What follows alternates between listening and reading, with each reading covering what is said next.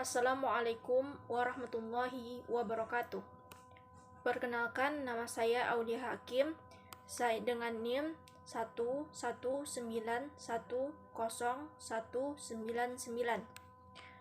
Saya mahasiswa jurusan Pendidikan Agama Islam, Fakultas Tarbiyah dan Keguruan di Universitas Islam Negeri Sultan Syarif Qasim Riau.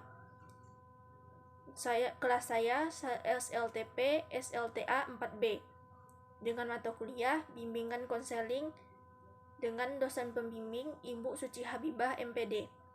Pada kesempatan kali ini saya akan memaparkan materi tentang landasan dan asas bimbingan dan konseling.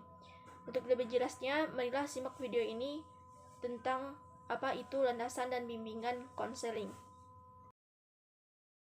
Pada kesempatan kali ini, kita akan membahas 3 materi, yaitu yang pertama, pengertian bimbingan dan konseling.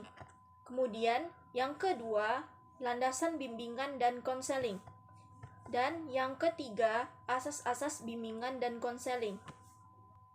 Untuk yang pertama, marilah kita simak penjelasan tentang pengertian bimbingan dan konseling.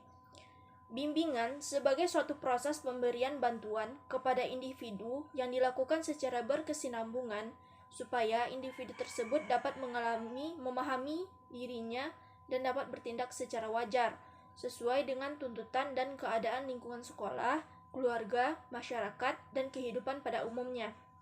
Bimbingan dapat diberikan kepada seorang individu atau sekumpulan individu.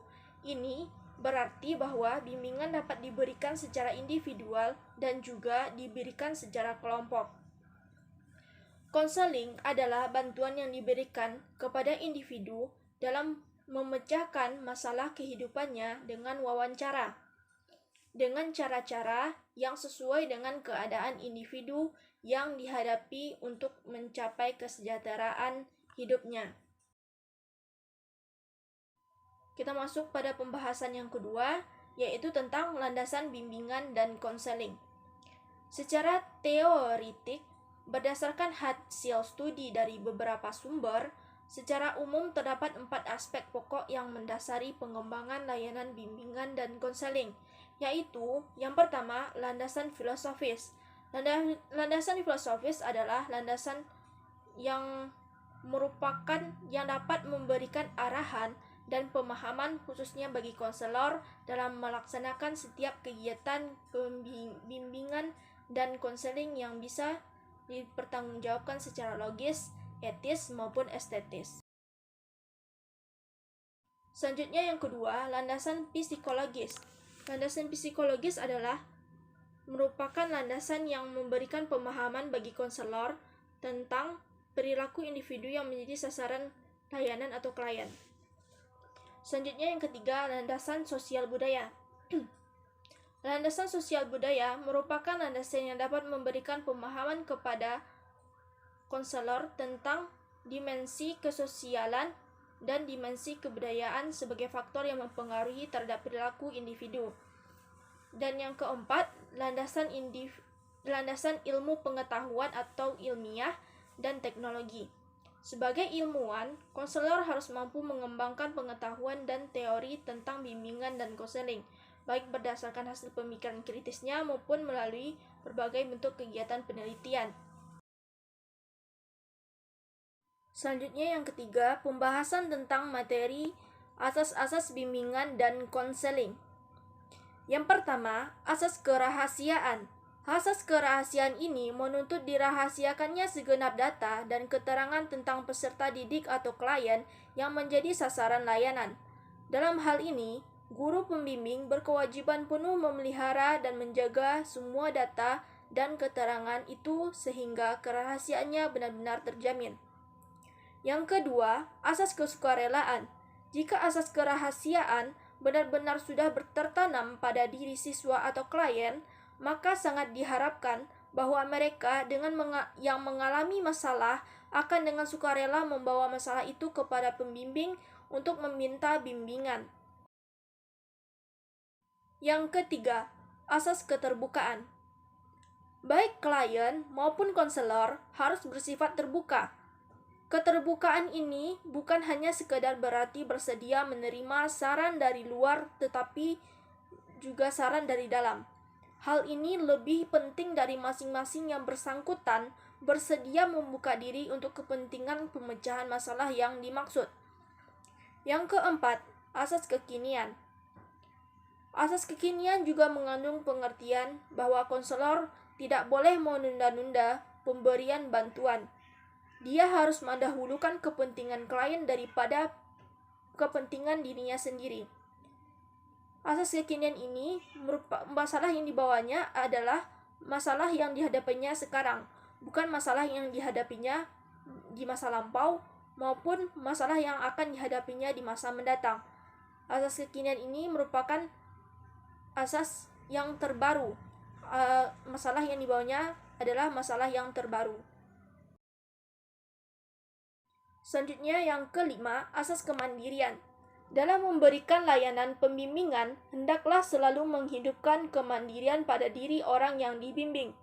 Jangan sampai orang yang dibimbing itu menjadi tergantung kepada orang lain, khususnya kepada pembimbing atau konselor.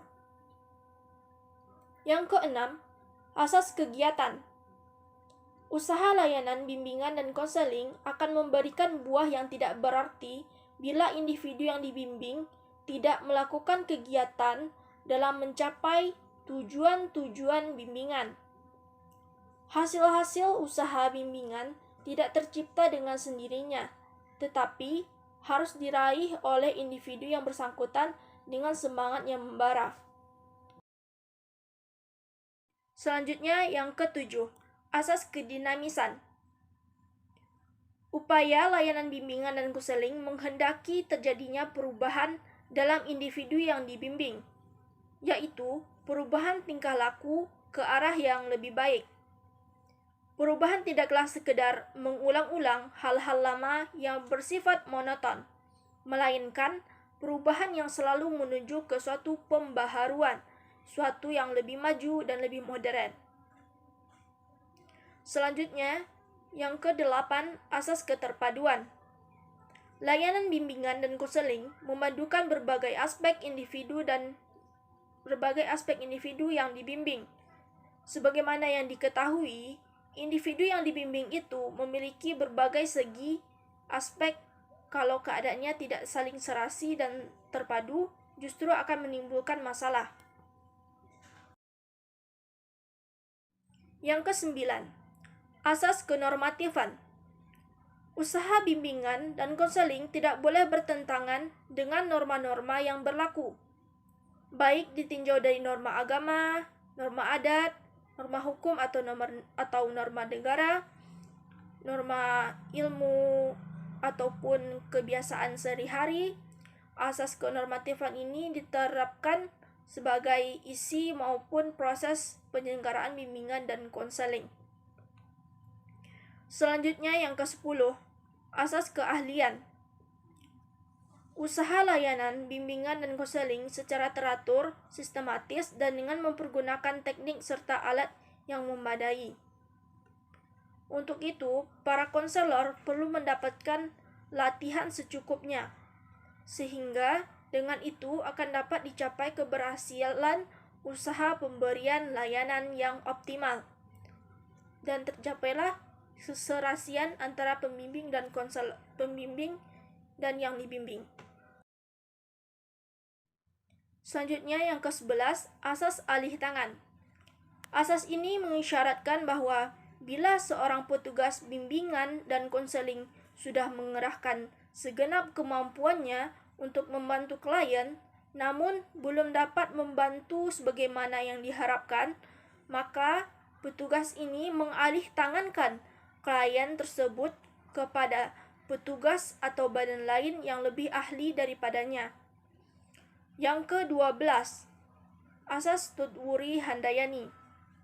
Asas ini menunjukkan pada suasana umum yang hendaknya tercipta dalam rangka hubungan keseluruhan antara pembimbing dan yang dibimbing.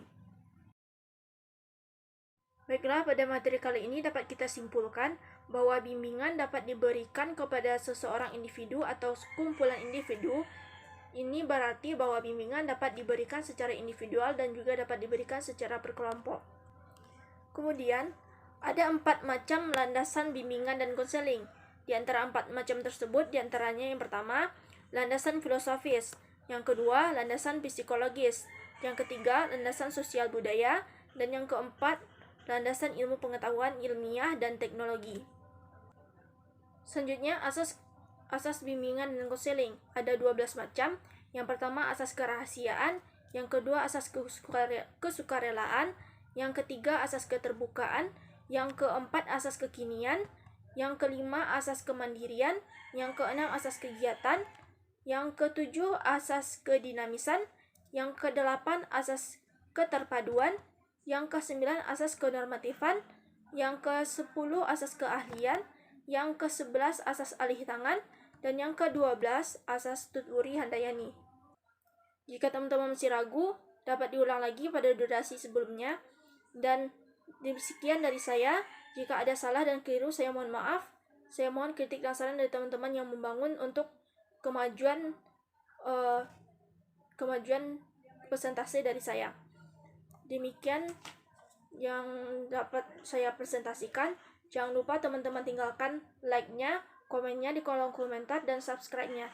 Terima kasih buat semua teman-teman yang sudah like, komen, dan subscribe. Terima kasih banyak. Wabillahi taufiq wal hidayah. Wassalamualaikum warahmatullahi wabarakatuh.